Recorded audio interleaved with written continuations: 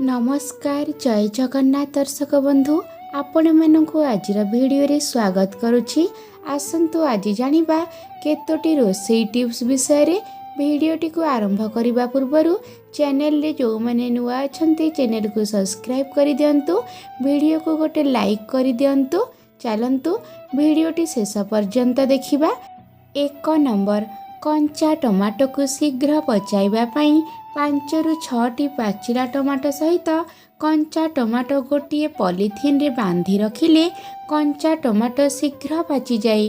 ध्यान रखिबे जेमिति पाचिला टमाटो पची न जाए। 2 नंबर जदि अंडाटी फाटी जाइछि ताको नष्ट न करी आपण अंडार फटा जगार सेलो टेप मारी फ्रिज रे स्टोर करी रखि दियंतु। एहाको आपण 2 ରୁ 3 दिन रखि परिबे। देखिबे अंडा सुरक्षित रहिबो, किंतु 3 ରୁ 4 दिन अधिक रखिले देह पई खराब होई थाई। 3 नंबर किरोसिन धरी हाथ जदि दुर्गंध हेउछि ताहेले आपण कौन करिवे ना हाथ रे 1 चामच दही घसी साबुन रे भल भाबरे हाथ धोईदेले दुर्गंध सबु दूर होई जाए। 4 नंबर अटा चकटिबा समय रे सेथिरे टिके हळदी एवं गाईर देसी घी मिसाइबा द्वारा रुटी पुष्टिकर हेबा सहित शरीर पाई मध्य बहुत लाभदायक होई थाई। 5 नंबर लेंबू सुखी गले प्रायतः टाण हो जाए। लेंबू काटिबा को बहुत असुविधा हुए, तेणु लेंबू काटिबा पूर्वरु 5 मिनिट गरम पानी रे पकाई दियंतु। देखिबे लेंबू नरम हो जाइथिबो, ता सहित काटिबा को मध्य सहज हेबो।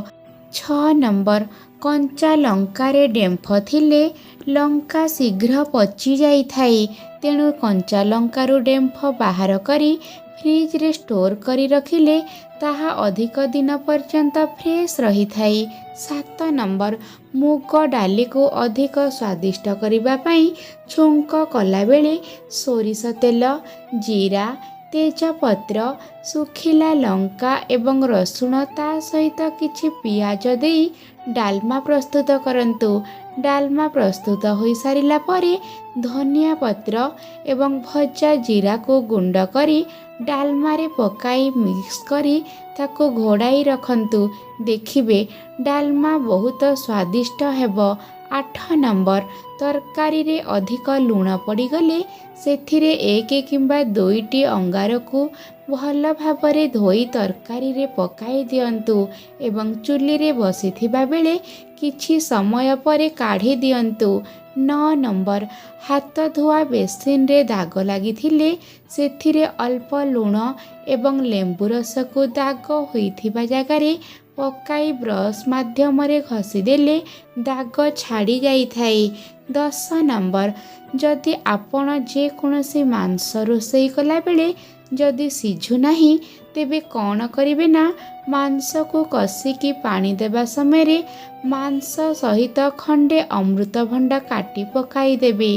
देखिबे मांस शीघ्र सिझी जीव। 11 नंबर डाली किंबा तरकारी रोसई करिबा समय रे आपण सबुबेले नॉर्मल पानी बदल रे गरम पानी व्यवहार करंतु, कारण गरम पानी रे रोसई करिबा द्वारा डाली किंबा तरकारी अधिक टेस्टी हेबा सहित शीघ्र मध्य सिझी थाए। 12 नंबर ग्रेवी को मोटा करिबा पई काजू पेस्ट किंबा मलाई पकांतु। एहा द्वारा ग्रेवी बहलिया हेबा सहित अधिक टेस्ट मध्य होई थाए। 13 नंबर सुजी अटा एवं मैदा रे पोक न हेबा पई सुजी अटा एवं मैदा डबारे किछि लवंग पकांतु किंबा लिंब पत्र को एक कपड़ा रे बांधी सही डबारे रखि दियंतु।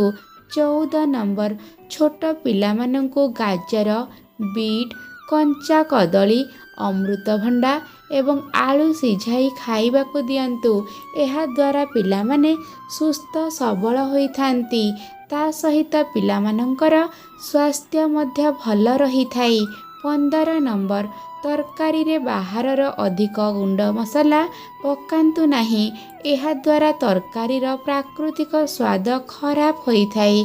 ता सहित पेट खराब मध्य होइथाए। सबुबेले तरकारी रे घरोई मसला पकांतु। 16 नंबर, दही को माटी हांडी किंबा माटी कलश रे जमाइले स्वाद एकदम परफेक्ट आसे। जदि दही जमु नाही तेबे माटी हांडी रे रखंतु, दही भल भाबरे जमी जीव। 17 नंबर, सागरे लवण अंश अधिक थाई, तेणु सागरे कम लुण पकाइबा उचित। जदि सागरे आपण परिबा पकाउछंती तेबे स्वाद अनुसारे लुण पकाइबा उचित। 18 नंबर, पुदीना पत्र एवं धनिया पत्र को काच पात्र रे रखी फ्रिज रे रखिले अधिक दिन पर्यंत फ्रेश रही थाए। 19 नंबर, छुंकरे सोरिष सहित कला जीरा प्रयोग करंतु। यह स्वादिष्ट हेबा सहित स्वास्थ्य पई बहुत लाभदायक होइथाए। 20 नंबर, जदि दुईटी बासन परस्पर लागि जाइछि तेबे सेथिरे टिके तेल लगाई 30 मिनिट छाड़ी दियंतु। पर एही दुईटी बासन को टिके हाथ रे बुलांतु। एहा द्वारा अति सहजरे बासन अलगा होई जीवो। भिडियोटी जदि आपण माननकु भल लागि थाए कमेंट बॉक्स रे कमेंट करिवे। चैनल रे जो माने नुआ आसुछंती चैनल को सब्सक्राइब करिदेबे। भिडियो को गोटे लाइक करिदेबे। जय जगन्नाथ।